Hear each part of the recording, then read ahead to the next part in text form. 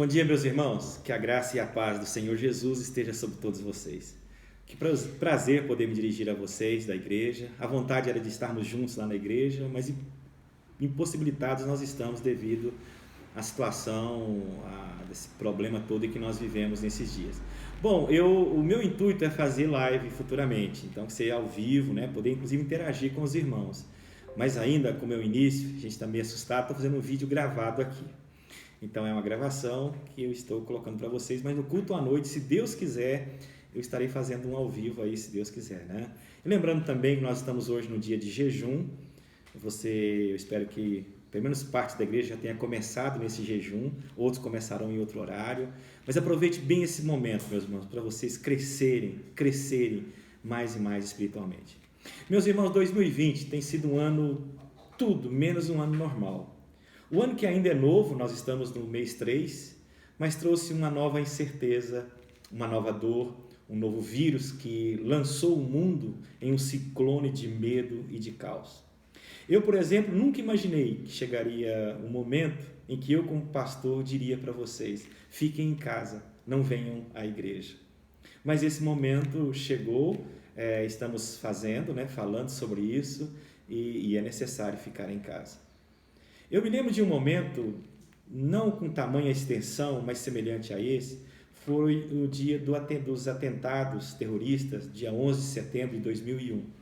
Ali todo mundo falava sobre a mesma coisa, ao mesmo tempo, todas as notícias, todos os canais de televisão, todos estavam sintonizados em Nova York, mostrando ali aquele atentado, os aviões sendo lançados sobre as torres gêmeas do World Trade Center. E agora, hoje é sobre o Covid-19. Todas as TVs, todos os canais, todas as línguas falando somente sobre isso. E mais do que nunca, nestas horas nós precisamos voltar para a palavra de Deus. É nela que nós vamos encontrar esclarecimentos, palavra de esperança, palavra de vida para cada um de nós. E você, o que você mais precisa do seu pastor? É que eu pregue a palavra de Deus para você. Você não precisa que eu tente ser um especialista, um cientista, porque eu não sou. E você pode ler as mesmas coisas que eu li também. Ou esperar que eu seja um especialista em economia ou em política, dizendo que será pior ou será melhor para o país, melhor para as pessoas. Também não, porque tem gente muito mais preparada do que eu na televisão, o dia todo, em todos os canais, falando sobre isso. O que você espera e precisa que seu pastor faça é pregar a palavra de Deus. E é o que eu me proponho a fazer, tenho me proposto a fazer desde a minha formação, do meu sentimento de chamado para o ministério. E que Deus nos abençoe grandemente nessa missão. Então eu quero guiá-lo nesta manhã por uma história muito familiar. É a história de Jesus acalmando uma tempestade. Ela se encontra no Evangelho de Marcos, capítulo 4, verso 35 ao 41. Se você tiver aí a sua Bíblia ou seu dispositivo eletrônico, você pode abrir também aí para acompanhar a leitura. Também essa história está em Mateus e Lucas também, mas eu vou ler no Evangelho de Marcos 4, verso 35. Naquele dia, sendo já tarde, disse-lhes Jesus: passemos para a outra margem. E eles, despedindo a multidão, o levaram assim como estava no barco, e outros barcos o seguiam. Ora, levantou-se grande temporal de vento, e as ondas se arremessavam contra o barco, de modo que o mesmo já estava a encher-se de água. E Jesus estava na popa, dormindo sobre o travesseiro. Eles o despertaram e lhe disseram: Mestre, não te importa que pereçamos? E ele, despertando, repreendeu o vento e disse ao mar: acalma-te, emudece. O vento se aquietou e fez-se grande bonança. Então lhes disse: por que sois assim tímidos? Como é que não tendes fé? E eles, possuídos de grande temor, diziam uns aos outros: quem é este que até o vento e o mar lhe obedecem? Você já teve alguma situação na sua vida em que você tinha tudo planejado, tudo projetado, o horário certo, tudo certinho, e de repente acontece alguma coisa e muda todo o seu plano? De repente você preparou e marcou o horário na sua agenda e na hora de sair esqueceu onde colocou a chave? Ou na hora de sair, todo mundo arrumado, todos preparados, Alguém derrama café na roupa, uma criança, e aí atrapalha o seu horário? O que você faz nesse momento? O que você já fez? Além de ficar chateado, você chora, diz ou pensa que a sua vida acabou? O que você faz? Nós estamos acostumados a cantar o hino 108, Aflição e Paz, que diz assim: se paz a mais doce me deres gozar, se dor a mais forte sofrer, ou seja o que for, tu me fazes saber que feliz com Jesus sempre sou. Sou feliz com Jesus o meu Senhor. Embora me assalte o cruel Satanás e ataque com vis tentações, ó certo eu estou, apesar de aflições, que feliz eu serei com Jesus. Deixe-me fazer uma pergunta. Quando você está em meio a uma tempestade ou a coisas que não dão certo, e essa semana foi uma semana de tempestade, você acredita assim naquilo que você canta? Você cantaria assim? Os discípulos estavam com Jesus no barco, mas não foi esse o sentimento. Talvez eles não cantariam esse hino naquela hora ali. Sabe por quê? Em primeiro lugar, que a nossa tendência é duvidar ou acusar, culpar o Salvador. E é o que os discípulos fizeram naquela noite, não foi? Você percebeu isso pela leitura? Você percebeu em suas vozes quase que uma súplica, uma acusação ou um desespero? Isso foi o que aconteceu com os discípulos naquela noite. Após um dia de trabalho, o verso 35 nos diz isso, já era tarde, em obediência a Jesus, eles começaram a travessia no mar. Tudo calmo, tudo tranquilo. Após um dia de trabalho, voltando para suas casas, tudo bem. Mas de repente, o verso 37 fala que levantou-se um grande temporal de vento e as ondas se arremessavam contra o barco, de modo que o mesmo já estava a encher-se de água. Enfrentaram um dos momentos mais terríveis de suas vidas. Deve ter sido uma grande tempestade. Uma tempestade fora do normal. Sabe por quê? Porque alguns dos discípulos eram pescadores experientes. E mesmo assim eles estão em pânico, estão apavorados neste momento agora. E qual é a fala deles? Mestre, não te importas que pereçamos? Esta é uma pergunta muito reveladora. Muitas vezes, esse é o sentimento também do nosso coração. Senhor, não te importas? Talvez nesse momento de tempestade, pessoas estão interrogando: Senhor Jesus, não te importas que pessoas estão morrendo? Não te importas que pessoas boas estão morrendo? Estão doentes? Senhor, não te importas que o meu trabalho agora está correndo risco? Corro o risco de perder o meu emprego, passar dificuldades financeiras. Senhor, eu sou fiel, sou um dizimista fiel, contribuo, mas pode me faltar neste momento. Senhor, não te importas que eu me sinto sozinho, a ponto de querer desistir? Bom, isso não é algo novo. Quando nós não podemos lidar com as situações, elas saem do nosso controle, das nossas mãos, nós somos tentados a perguntar: Senhor, não te importas? Não te importas? Não é assim? Os discípulos estão assustados, chateados com a aparente falta de preocupação de Jesus para com o bem-estar deles. Talvez alguns tenham sido tentados também a dizer isso. Senhor, não te importas? Senhor Jesus, o Senhor não acompanha as notícias? O Senhor não vê o que está acontecendo? Onde o Senhor está nesse momento?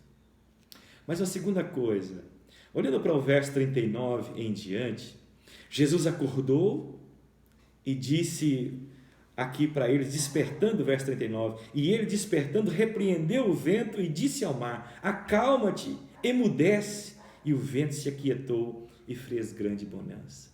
Que palavra, que ordem, que palavra da boca do Senhor Jesus.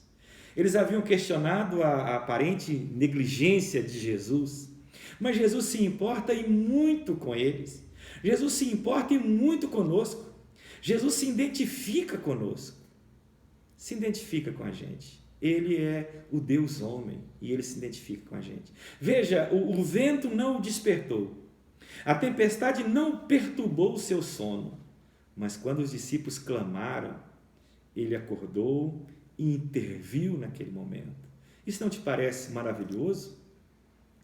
A voz dos elementos da natureza não lhe causaram nenhum alarme, nenhuma preocupação, mas a voz do povo, daquele que clama, daquele que em angústia se dirige a ele, provocou uma resposta imediata. Jesus se importa conosco, ele sabe, ele conhece a nossa estrutura e sabe que nós viemos do pó.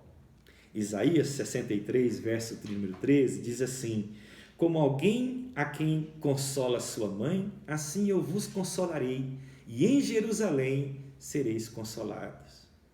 Nunca pense que você está sozinho em suas provações. Nunca pense que Jesus está distante. Alguém a quem sempre você pode recorrer, e é a Jesus. Hebreus fala assim: porque nós não temos um sumo sacerdote que não possa compadecer-se das nossas fraquezas. Antes ele foi tentado em todas as coisas à nossa semelhança, mas sem pecado. Acheguemo-nos, portanto, confiantemente junto ao trono da graça, a fim de recebermos misericórdia e acharmos graça para socorro em ocasião oportuna. Está em Hebreus capítulo 4, verso 15 e verso 16. Acheguemos a ele, Jesus, o Deus homem, ali, pronto para socorrê-los. E aí, veja uma terceira ideia, veja o que aconteceu. A tempestade se levantou, tempestade de ventos, de ondas.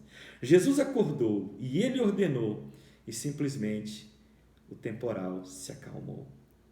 Aquele que criou a terra, o vento, o mar, se levanta, repreende a sua criação e ela acalma. Jesus falou duas palavras e a tempestade cessou. Duas palavras ele diz: repreendeu o vento e disse ao mar: acalma-te, emudece, e ele parou. Você já teve aquela experiência de talvez andando no estacionamento de um shopping center e de repente você ouve um barulho de um alarme, um barulho ensurdecedor, e você começa a olhar e ver um carro piscando, mas aí de repente alguém com a sua mão no bolso simplesmente aperta um botão na sua chave, para e faz silêncio? Há um poder naquele que ali faz, um poder em um botão e cessa. O Senhor Jesus levantou e falou duas palavras, toda aquela tempestade cessou. Imagine o silêncio, imagine a paz naquele momento ali.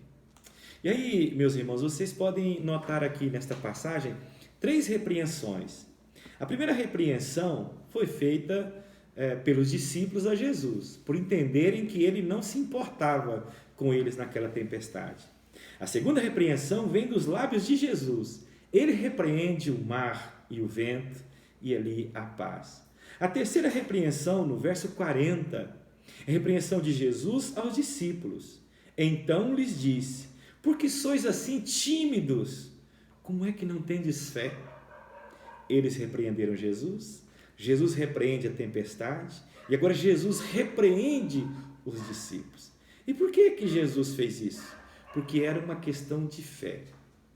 Esses discípulos tinham visto muitas coisas. Eles tinham visto o poder de Jesus, tinham visto o amor, a compaixão de Jesus curando pessoas, mas ainda não tinham fé suficiente em Jesus como Deus. Eles deveriam confiar que Jesus pode mudar, que Jesus pode salvar, que Jesus poderia agir, intervir e mudar a sorte deles.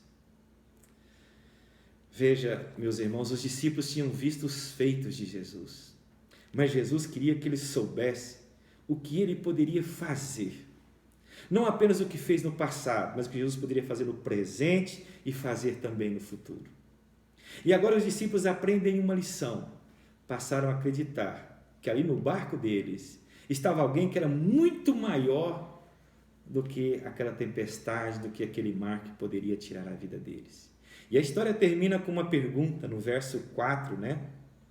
E eles, possuídos de grande temor, diziam uns aos outros: quem é este que até o vento e o mar lhe obedecem? Eles que antes fizeram uma pergunta: Senhor, não te importas conosco? Agora eles olham: quem é este que até o vento e o mar lhe obedecem? Quem é este?